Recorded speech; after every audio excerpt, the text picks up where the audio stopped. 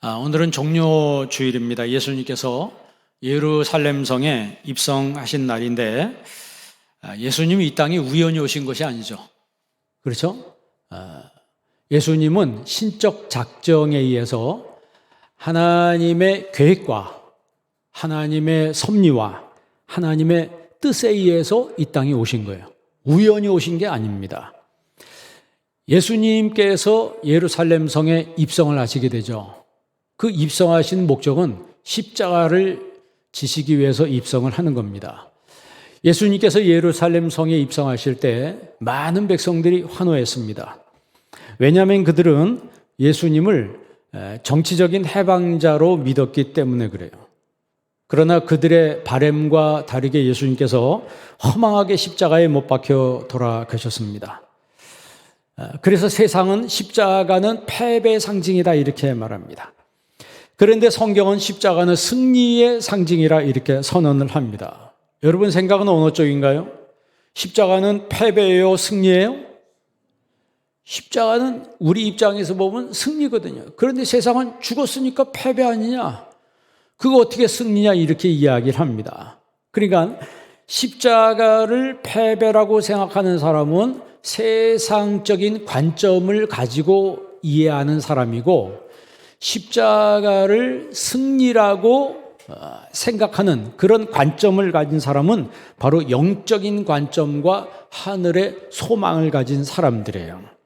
그러니까 여러분 우리 마음속에 십자가가 승리의 상징이다. 우리는 십자가로 승리할 것이다. 라고 하는 그런 관점이 내게 있다면 그 사람은 이 시대에 정말 그리스도의 사람이라고 하는 거죠. 요한일서 5장 4절에 보면 무릇 하나님께로부터 난 자마다 세상을 이기느니라 그랬어요. 세상을 이기는 승리는 이것이니 우리의 믿음이니라. 세상을 이기는 그 승리는 우리의 무엇이니라? 믿음이니라 그랬어요. 그러니까 하나님께로부터 난 자마다, 이 말은 영적인 관점을 가지고 있는 사람들마다 세상을 뭐 하느니라? 이기느니라. 자, 예수님은 왜 오셨어요? 죽기 위해서 오셨습니다. 우리는 살기 위해서 왔는데 예수님은 죽기 위해서 오셨어요. 그 말은 사명을 이루시기 위해서 오셨습니다. 사명을 감당하기 위해서 오셨어요. 바울이 사도행전 20장 24절 그런 말을 하죠. 나의 달려갈 길과 주 예수께서 내게 주신 사명. 그 사명이 뭐예요? 은혜의 복음 증거하는 일을 마치려 하면은 내 생명을 조금도 귀한 것으로 여기지 않는다. 그러니까 바울의 이 고백은 예수님의 십자가의 사상과 맥을 같이 하는 거예요. 바울의 마음속에 예수님의 그 십자가 사상이 있었기 때문에 예수님도 사명 가지고 이 땅에 오신 것처럼 나도 이 사명을 끝낼 때까지는, 피니쉬할 때까지는 내 생명을 조금도 귀한 것으로 여기지 않는다. 이렇게 고백을 했어요.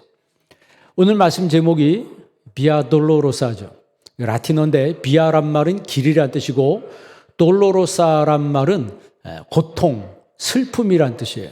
그러니까 비아 돌로로사 이렇게 말하면 슬픔의 길, 고통의 길 그런 뜻입니다. 예수님이 빌라도 법정에서 사형 선고를 받으시고 갈보리산 그 골고다 언덕까지 올라가는 그 길이 약 800m 정도 됩니다. 800m 정도 되는데 그 800m를 13개 지점으로 나눠서 지금 로마에서 한 지점 한 지점마다 다 거기다 뭐 건물을 세워놨어요 보니까. 총독 빌라도는 원래 그 총독부가 가이사랴에 있었어요. 가이사랴에 있었는데 그 명절 때 되면 유대인들이 막 모이면 항상 뭐가 일어나냐면 소요가 일어났어요. 소요가 일어나고 밀란이 발생했습니다. 그렇기 때문에 밀란을 미리 방지하기 위해서 총독이 예루살렘에 와 있었어요. 총독이 그 빌라도가 그때 예루살렘에 와 있었기 때문에 예수님의 재판을 그가 직접 관장하게 됐었습니다. 예수님께서 제자들에게 말씀을 전하면서 그런 말씀을 하시죠. 인자가 영광을 받을 때가 왔다. 인자가 뭘 받을 때가 왔다? 영광을 받을 때가 왔다. 여러분, 그 영광이 무슨 영광이에요? 그 영광이 의미하는 바는 십자가죠. 여러분, 우리가 십자가를 영광이라고 생각하는 사람 있나요? 우리가 신앙생활할 때 십자가를 영광이라고 생각하나요? 우리는 뭐 자식이 잘 되고 돈 많이 벌고 승진하고 뭐 이러면 영광이라고 생각하잖아요. 그런데 예수님이 내가 영광을 받을 때가 왔다. 그러니까 예수님이 말씀하신 영광하고 우리가 생각하는 영광하고 이게 다르다는 거예요. 그러니까 신앙이라고 하는 것은 예수님이 생각하는 영광과 내가 생각하는 영광이 일치가 돼야 되는 거예요. 생각이 같아야 되는, 관점이 같아야 되는 거예요. 우리가 설교를 계속해서 듣는데 설교를 여러분 매일 듣는 것도 중요하지만 들으면서 우리의 관점이 바뀌어야 돼요. 우리의 관점이 하나님의 관점으로 바뀔 때 그 설교는 성공한 거예요. 하나님의 관점으로 내 생각과 내 의지와 내 뜻이 바뀔 때 그때 바로 성령의 사람이 되는 것입니다.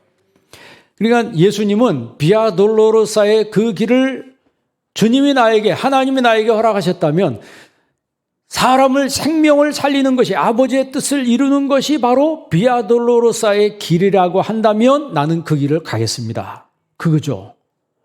우리가 신앙생활 할 때 여러분, 내가 손해를 볼 때가 있고 내가 좀 억울할 때가 있고 내가 심적으로 힘들 때가 있고 그리고 또 교회 일에 너무 하다 보면 지쳐가지고 마음에 어려움이 있을 때가 있어요. 그러나 이것이 하나님이 기뻐하신 뜻이라면 내가 이 길을 가겠습니다. 그게 바로 비아 돌로로사의 길이에요. 고통의 길이지만 주님이 원하시는 거고 주님이 기뻐하시는 거라는 거죠. 그러니까 예수님의 마음이 우리 마음속에 있다면, 그래서 빌립보서 2장에 그랬죠. 너희 안에 이 마음을 품으라. 누구의 마음을 품으라? 예수의 마음이라는 거죠. 예수님 마음.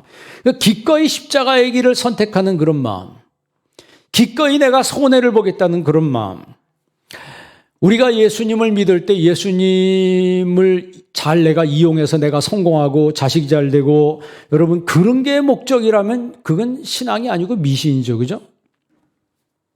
우리가 성경을 해석하는 방법 중에 통시적 접근이 있고 공시적 접근이 있습니다. 통시적 접근을 이제 diachronic approach라고 그러죠. 이것은 시대의 흐름을 따라, 시간의 흐름을 따라 역사의 흐름 속에 하나님의 섭리가 있다는 거예요. 그거를 집어내는 거예요. 공시적이라고 하는, 공시적 접근법이라고 하는 synchronic approaches라고 하는 이 공시적 해석 방법은 그 본문의 구조와 의미만, 지금 여기 현재의 본문의 의미와 구조를 연구하는 거예요. 그리고 이것을 이제 우리의 신앙으로 접목시켜 보면 이 통시적인 신앙이라고 하는 것은 정말 시대의 흐름 따라, 시간의 흐름 따라 역사의 흐름 속에 하나님의 섭리와 뜻이 있다는 거예요. 이거를 믿는다는 거죠.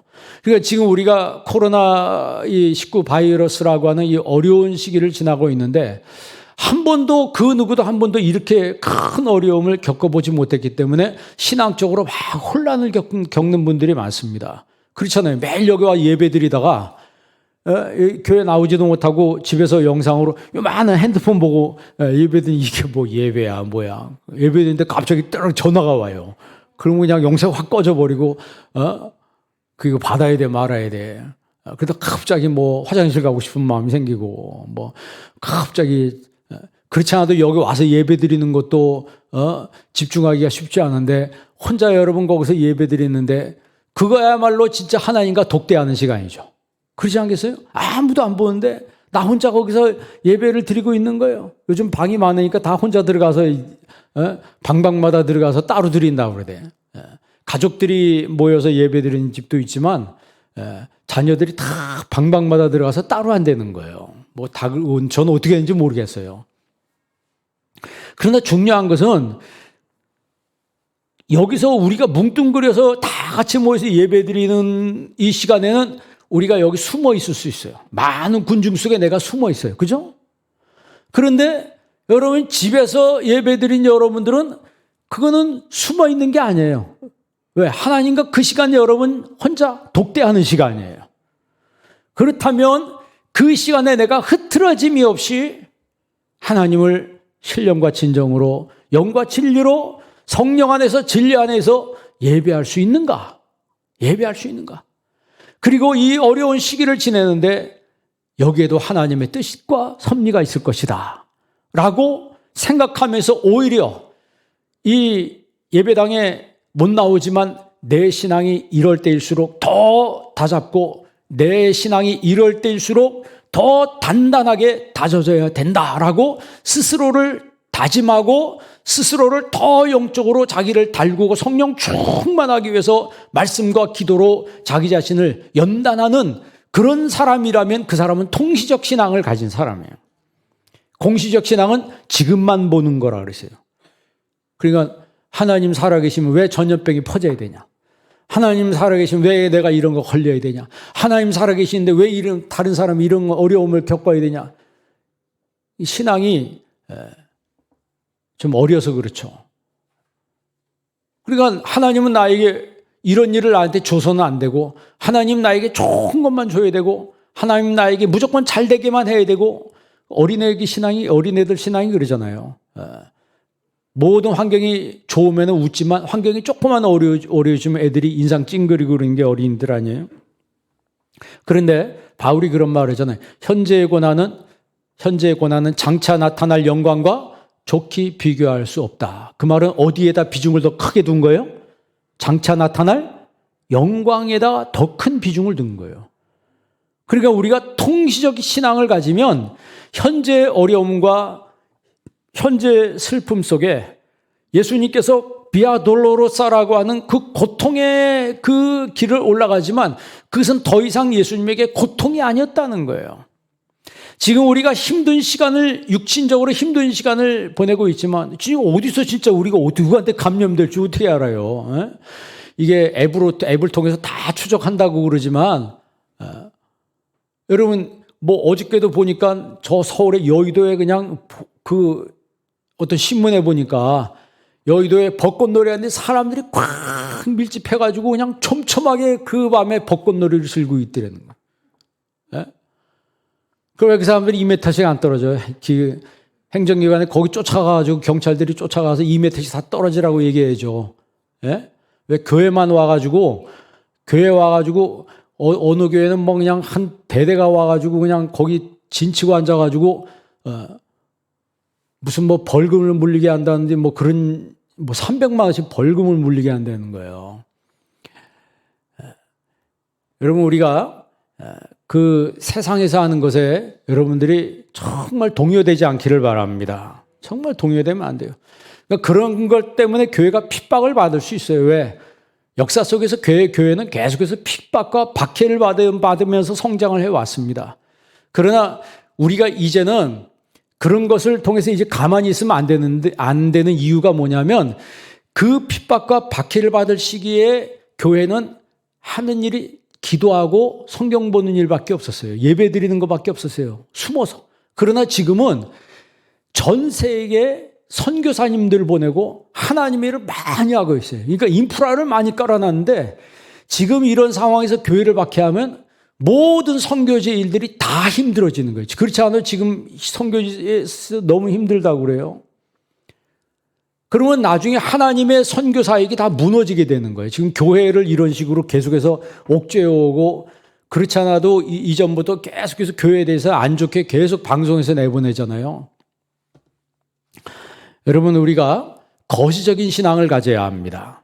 신앙인들은 바로 내 눈앞에만 보고 뭐가 어떻고 뭐가 어떻고 판단하는 그것이 아닌 정말 거시적이 통시적으로 정말 이 시대 속에 이 시대 흐름 속에 하나님의 어떤 섭리가 있으며 이 시간 속에 이 역사 속에 지금 저와 여러분은 이 어떻게 보면 역사 속에 지나가는 역사 속에 있는 거예요. 지금 이 코로나 사태가 이게 나중에 지나고 나서 역사의 기록이 될 겁니다. 기록이 될 거예요. 그러면 내 신앙도 기록이 될 거예요. 여러분의 신앙도 기록이 됩니다. 이 어려운 시기를 지나면서 그의 신앙은 더 견고해졌더라. 그 어려운 시기를 코로나 시기를 지나면서 그 사람은 신앙을 버렸더라. 데마와 같이 세상을 사랑하여 데살로니가로 가버렸다. 그거 비슷한 사람이 될 수도 있다는 거죠. 예수님이 행한 기적을 보고 사람들이 뭘 꿈꿨어요? 예수님을 보고 기적을 막 예수님이 행하시니까 아, 이제 우리를 해방시켜줄 메시아가 나타났다, 정치적으로 생각한 거예요. 그러나 그 당시 유대인들 눈에 예수님은 눈에 가시였습니다. 그래서 사람을 매수해서, 가룟 유다를 매수해서 예수님을 체포하죠. 그리고 예수님 붙잡아 왔습니다. 그리고 나서 예수님을 고소하는 이유가 뭐냐면 예수님이 백성들을 미혹했다는 거예요. 예수님이 세금을 못 바치게 했다는 거예요. 예수님이 자칭 그리스도라고 말했다는 거예요. 자칭 왕이라고 말했다는 거예요. 그러니까 빌라도가 그 이야기를 다 듣고 나서 예수님에게 직접 물어봤습니다. 내가 왕이냐? 그랬더니 예수님, 내가 그렇다. 그랬더니 빌라도가 이 사람은 죄가 없다 그랬어요. 말이 돼야 안 돼요. 빌라도가 세상에 그 총독인 빌라도가 젊은 죄수가 한 명이 와가지고 내가 왕이냐 물어봤을 때 자기가 왕이다 이랬을 때 그 빌라도는 예수님을 보고 정신이 조금 이상할지언정 이거는 죄가 없다 이렇게 생각한 거죠. 그런데 무리가 더 강력하게 소동을 벌이니까 어디 사람인가 알아봤더니 갈릴리 사람이에요. 갈릴리의 관할이 누구 관할이냐면 헤롯의 관할이에요. 근데 헤롯이 마침 그때 예루살렘에 와 있었어요. 그래가지고 헤롯에게로 보냈습니다. 헤롯에게로 보냈더니 헤롯이 굉장히 기뻐했어요. 예수님이 여기 붙잡혀 왔다는 얘기를 듣고 헤롯이 막 기뻐했다 그러죠. 왜 기뻐했어요? 그 8절에 나와 있죠. 8절 말씀, 본 말씀 다 같이 한번 읽어보겠습니다. 헤롯이 예수를 보고 매우 기뻐하니 이는 그의 소문을 들었으므로 보고자 한 지 오래였고 또한 무엇이나 이적 행하심을 볼까 바라던 연고로라. 헤롯이 예수님이 왔다는 얘기를 듣고 굉장히 기뻐했다 그랬어요. 그 이유가 뭐 내가 구원받기 위해서 뭐 이런 목적이 아니고 그냥 약장수 구경하는 것처럼 예수님이 기적 행하는 걸 한번 보려고 하는, 구경하려고 하는 그런 목적이 있었다는 거예요. 그래서 예수님을 보고 예수님이 자기한테 왔는데 그 자기한테 붙잡혀온 예수님 보고 뭔가 이적을 좀 해보라고 이야기해도 예수님이 아무런 반응이 없으니까 다시 빌라도에게 돌려보냈습니다. 이 빌라도에게 왔을 때 빌라도가 거기 있는 고소하는 사람들에게 말했습니다. 내가 이 사람에게서 죄를 찾지 못하였으니 매질하고 석방을 하겠다. 그랬더니 이 사람들이 격하게 반대하기 시작했습니다. 격렬하게 반대하기 시작했어요. 그 사람을 십자가에 못 박아야 된다, 죽여야 된다는 거예요. 그랬더니 빌라도가 뭐라 그래요?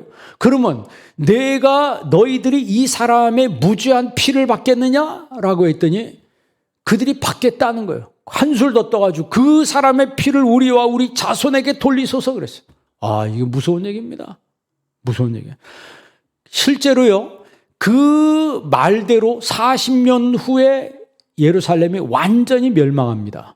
그리고 그 이후에 유대인들이요, 중세시대를 거치면서 2차 세계대전을 거치면서 그 중간 와중에 어마어마하게 많이 죽습니다. 억울하게 죽어가요. 사람이요, 말하는 게 굉장히 무서운 겁니다. 이게 굉장히 중요한 거예요. 우리나라 말에도 말 한마디로 뭘 갚는다고요? 천냥빚을 갚기도 하고 말 한마디 때문에 그 자리에서 삼족이 멸망을 당하는 조선시대에 보면 그런 일도 있었어요. 실제로 그의 피를, 예수님의 피를 우리와 우리 자손에게 돌리소서, 이 무서운 말을 해버리고 말았어요. 여러분, 누가복음 23장 18절 한번 읽어보세요. 18절부터 25절까지 우리 뜻을 생각하면서 한번 읽어보겠습니다. 누가복음 23장 18절부터 25절, 오늘 종료주일이기 때문에 한번 성경을 읽어보겠습니다. 무리가 일제히 소리질러 이르되 이 사람을 없이 이 바라바는 성중에서 일어난 밀란과 살인으로 말미암아 옥에 갇힌 자로라. 빌라도는 예수를 놓고자 하여 다시 그들에게 말하되 그들은 소리질러 이르되 그를 십자가에 못 박게 하소서, 십자가에 못 박게 하소서 하는지라.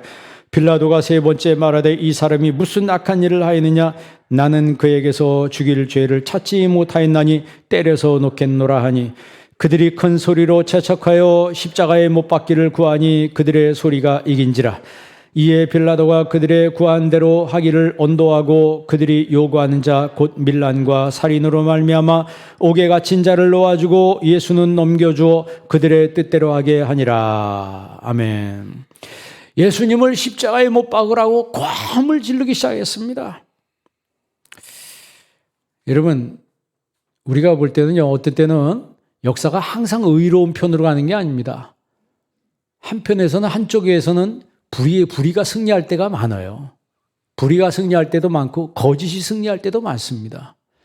그러나 우리가 잊지 말아야 할 것은 불의가 승리하든 거짓이 승리하든 진실이 승리하든 거기에 하나님의 섭리가 있다는 거예요. 섭리가 있다는 거예요. 예수님이 지금 여기서 십자가형을 언도받는 이 사건은 불의가 승리를 하는 거죠. 불의가 승리를 하고 예수님은 어떻게 보면 억울한 거죠.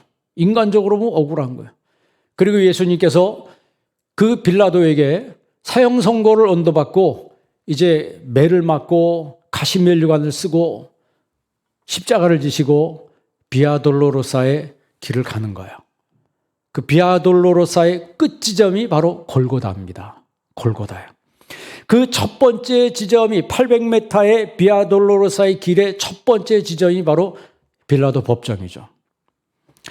그리고 가다가 예수님께서 힘들어서 자꾸 쓰러지니까 그 로마 군인들이 구경하고 있던 구레네 사람 시몬을 붙들어서 대신 십자가를 지고 가게 했습니다. 여러분, 그 구레네 시몬이 그 옆에 구경하고 있었어요. 고향 땅에 명절이 돼서 고향에 왔다가 구경하고 있다가 얼떨결에 십자가를 졌습니다. 자원해서 진 게 아니고 억지로 진 거예요.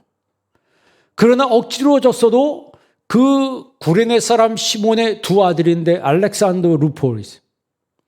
알렉산더 루포가 나중에 교회 지도자가 된다 그러죠. 구레네 시몬도 그렇고.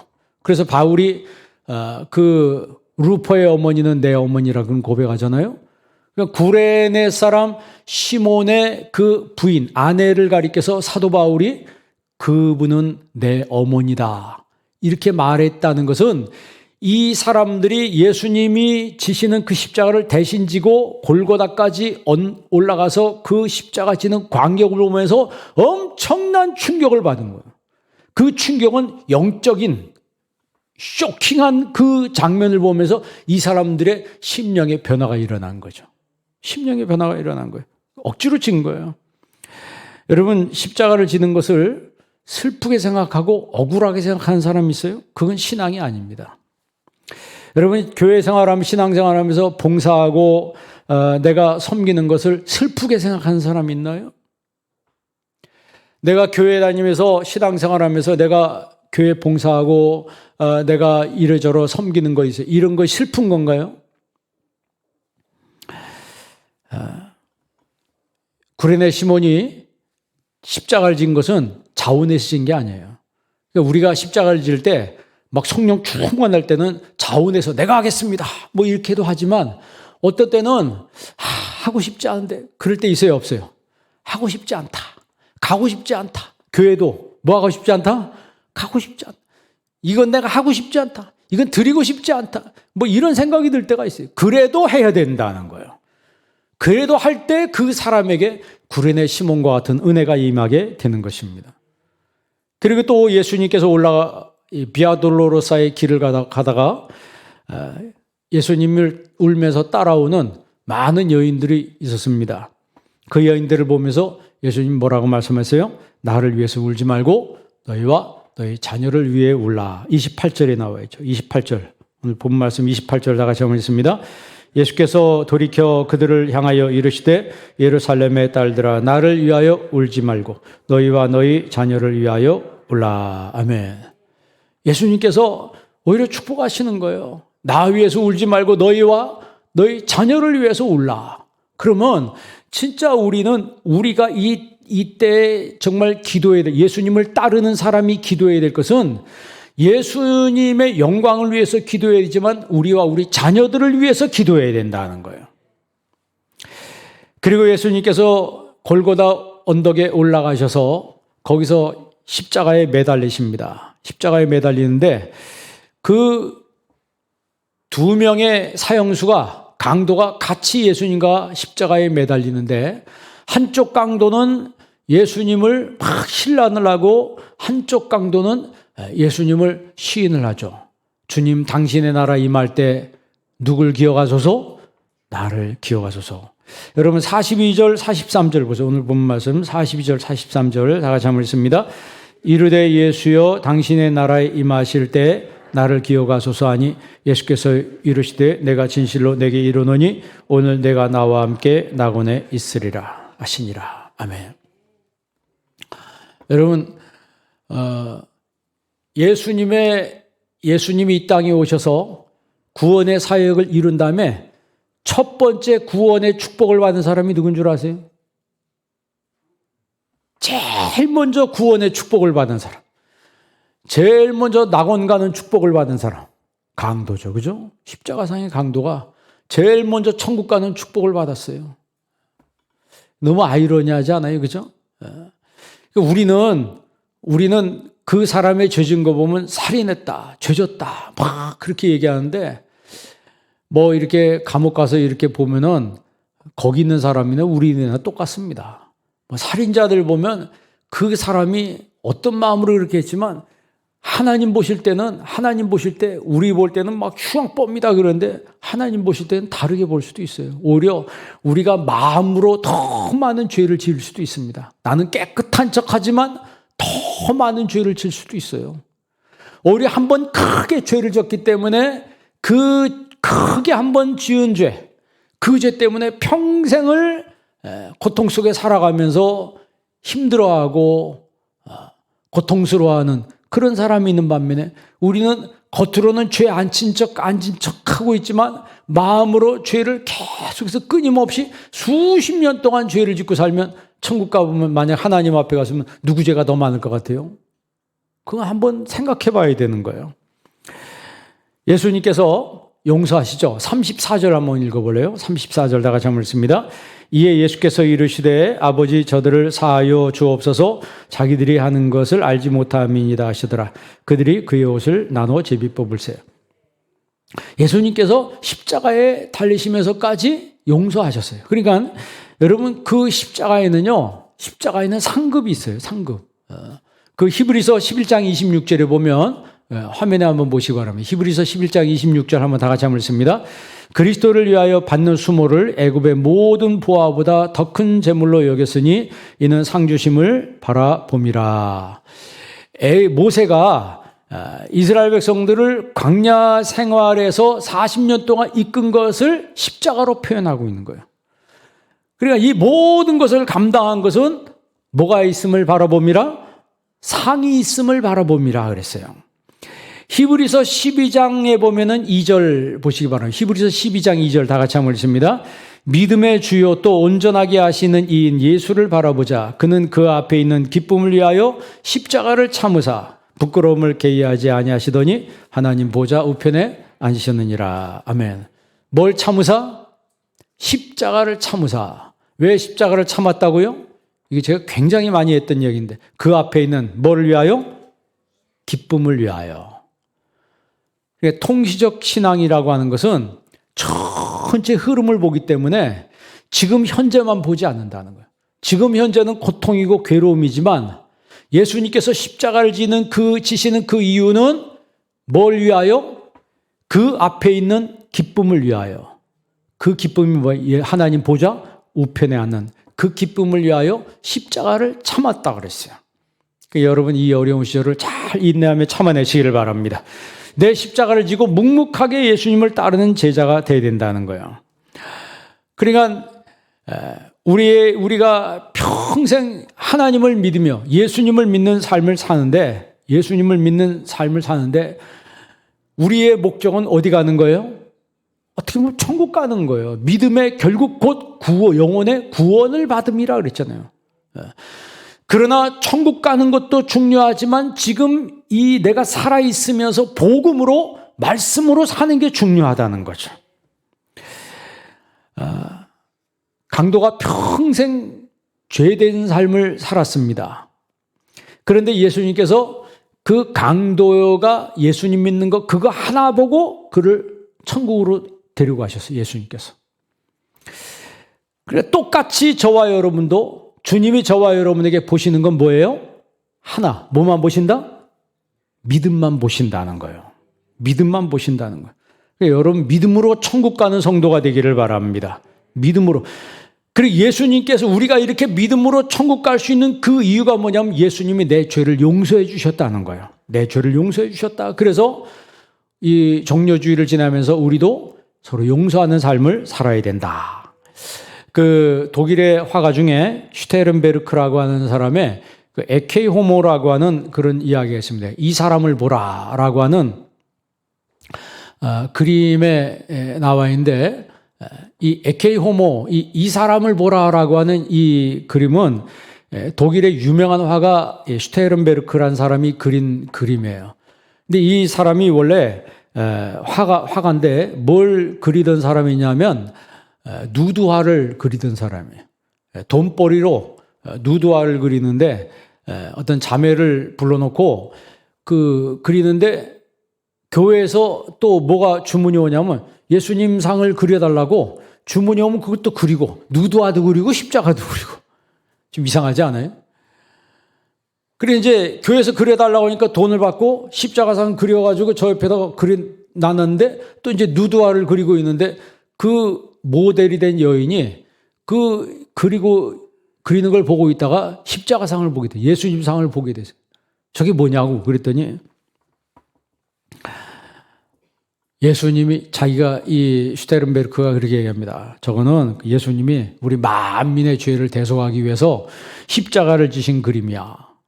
그랬더니 이 여인이 그러면 아저씨와 저의 죄를 위해서도 죽으셨다는 거네요?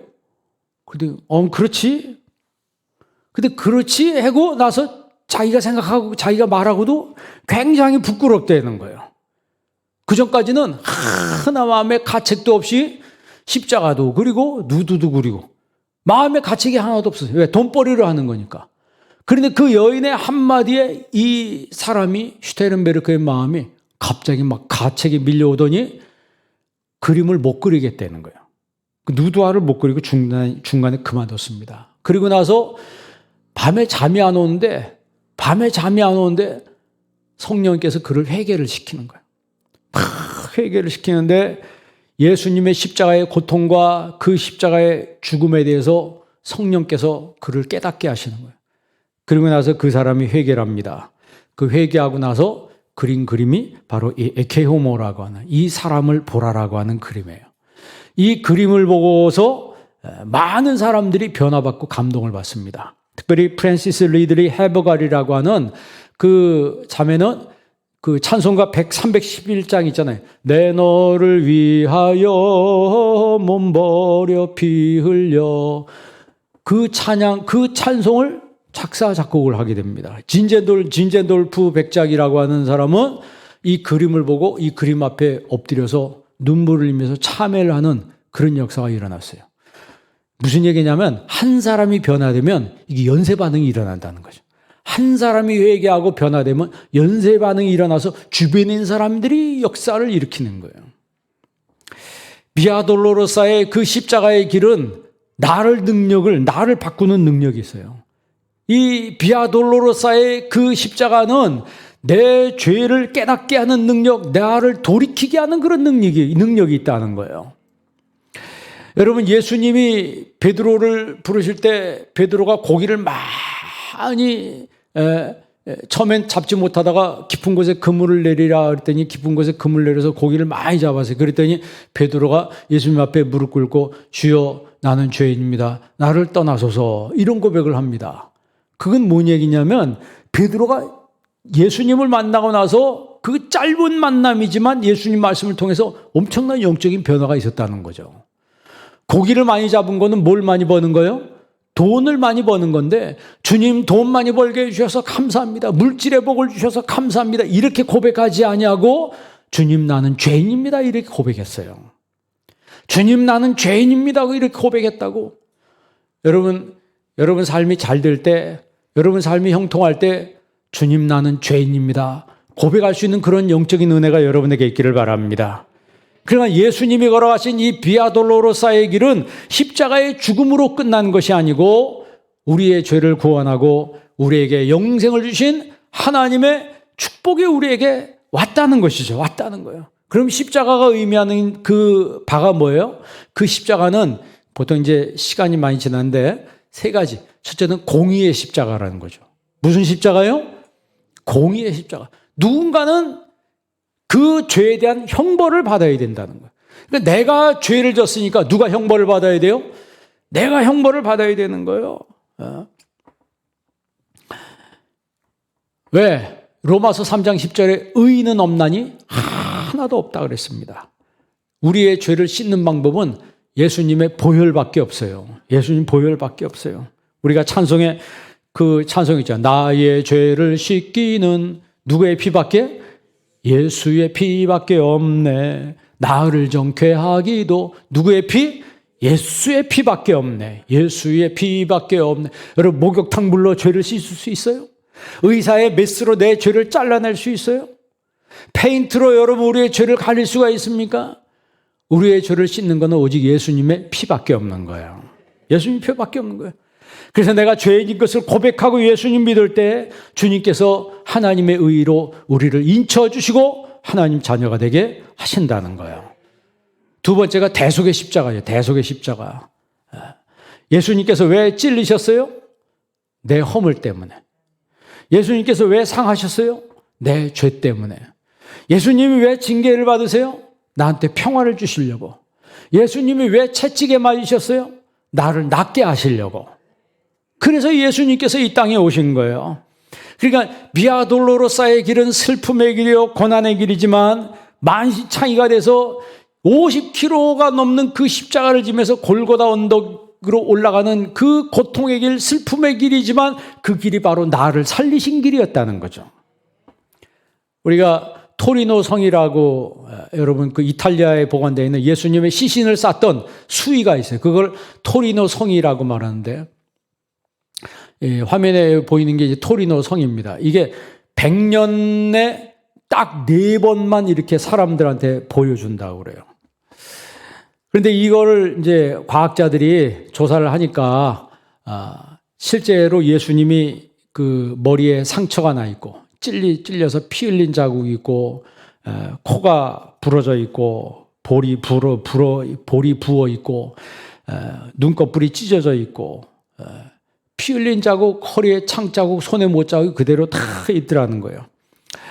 뭐 어떤 사람이 뭐 탄소 동위원 방사성 동위원소로 뭐 조사를 해보니까 뭐 그게 기단이다 뭐 여러 가지 설이 있지만 이것이 진위인지 아닌지는 그러나 정확하게 밝혀지지는 않았어요. 그러나 어떻게 됐든 그 토리노 성당에 지금 이것이 보관되어 있습니다. 그 말은 무슨 얘기냐면 예수님은 실제로 육신으로 오셔서 우리를 위해서 몸을 찢으시고 물과 피를 다 흘리셨다는 거죠. 마틴 루터가 이런 말합니다. 성경을 짜면 피가 나온다. 성경을 짜면 피가 나온다는 거예요. 그러니까 우리는 성경 어디를 읽든지 예수님의 보혈을 발견할 수 있어야 합니다. 그리고 우리가 예수님 믿을 때 예수님의 그 십자가의 보혈의 은혜가 내 마음속에 임할 때 그때 믿어지는 게 뭐냐면 예수님이 나를 대신해서 죽으셨구나. 예수님 나를 대신해서 죽으셨구나. 그 이탈리아 전공 기자 중에 줄리아나 스그레나라고 하는 사람이 있는데 이 스그레나라고 하는 전공 기자가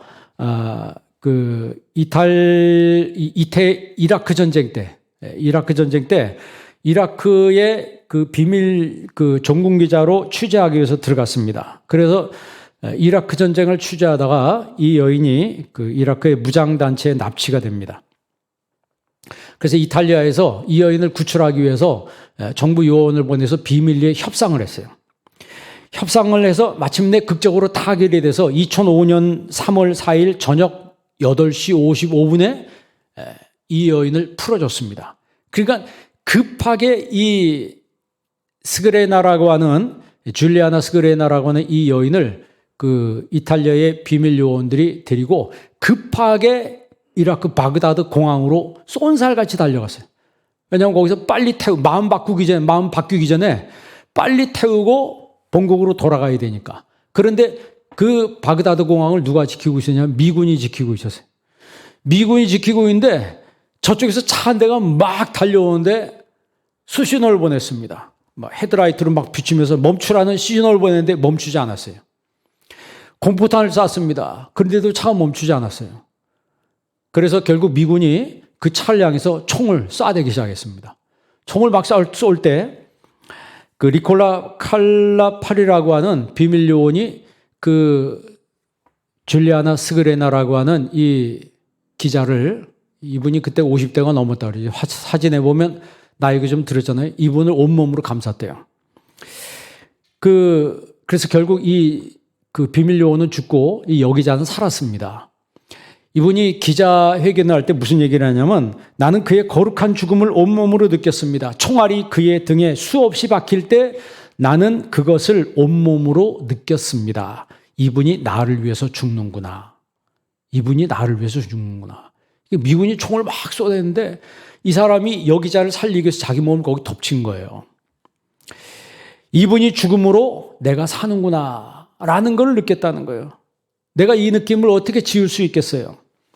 제가 그 느낌을 어떻게 지울 수가 있겠어요? 평생 그 은혜를 잊지 않고 감사하며 살겠습니다 라고 기자회견을 했다는 거예요. 예수님께서 비아 돌로로사의 길을 가신 것은 예수님 자신의 죄 때문에 그 길을 가신 것이 아니고 바로 저와 여러분의 죄 때문에 그 길을 가신 겁니다. 비아 돌로로사의 그 슬픔의 길을 가신 것은 예수님 자신의 슬픔 때문에 가신 것이 아니고 우리의 슬픔을 예수님이 대신 담당하기 위해서 예수님 그 길을 가신 거예요. 우리는 그래서 엄청나게 큰 빚을 진 사람들입니다. 그래서 우리가 빚진 자의 의식을 가지고 살아야 된다. 그리고 세 번째, 그 십자가는 사명의 십자가입니다. 예수님이 우리가 잘 아는 말씀이 있잖아요. 누구든지 나를 따라오려거든 누구 십자가 지고? 자기 십자가 지고 나를 따르라. 예수님은 자신의 십자가를 졌습니다. 그렇다면 이제 저와 여러분들이 져야 될 십자가 있어요. 그 십자가는 자기 십자가입니다. 내 십자가. 여러분, 가정에서 져야 될 십자가. 요즘 가정에서 오래 있는다고 싸우지 마세요. 성질 내지 마시고 싸우지 마시고 요즘 코로나 때문에 집에 있다 보니까 막 부부싸움 많이 한다고 그러더라고. 사실 우리가 집에서 져야 될 십자가가 있고 직장에서 져야 될 십자가 있고 교회에서 져야 될 십자가 있고 어느 공동체가든지 내가 져야 될 십자가가 있는 거예요. 그 십자가를 지는 사람이 바로 예수님이 비아돌로사의 그 길을 간 의미를 아는 사람입니다. 의미를 아는 사람. 아니, 억지로라도 졌으면, 억지로라도 그 십자가를 졌으면은 그 십자가는 그에게 축복이 된다는 거예요. 여러분, 예수님께서 비아 돌로로사의 길을, 그 십자가의 길을 가셨습니다. 종료주일에, 이 종료주일에 여러분도 정말 예수님이 간 그 비아 돌로로사의 똑같은 길을 가지 못하지만 나도 내 십자가 지고 주님을 따르는 주님의 제자가 되겠습니다. 여러분, 이런 거룩한 결단이 여러분에게 있길 주의 이름으로 축원합니다. 기도하겠습니다. 하나님의 은혜를 감사합니다. 나 같은 죄인을 살리기 위해서 예수님께서 비아 돌로로사의 길을, 슬픔의 길을, 고통의 길을 걸어가셨습니다. 골고다 언덕에서 물과 피를 다 흘리시기까지 그 고통을 당하시면서 십자가를 지셨습니다. 거기서는 우리를 살리기 위해, 나를 살리기 위해, 우리에게 영원한 생명을 주시기 위해 예수님께서 그 십자가를 지셨습니다. 이 놀라운 그 십자가의 의미를 깨닫는 저희들 되게 하여 주옵시고, 예수님께서 비아 돌로로사의 길을 가신 것처럼 우리에게 그런 길이 있다 할지라도 슬퍼하지 않게 하시고 우리의 신앙이 떨어지지 않게 하시고 오히려 내 십자가 지고 더 주님을 따라가는 제자의 삶을 살아가게 하여 주옵소서. 예수님의 이름으로 기도합니다. 아멘.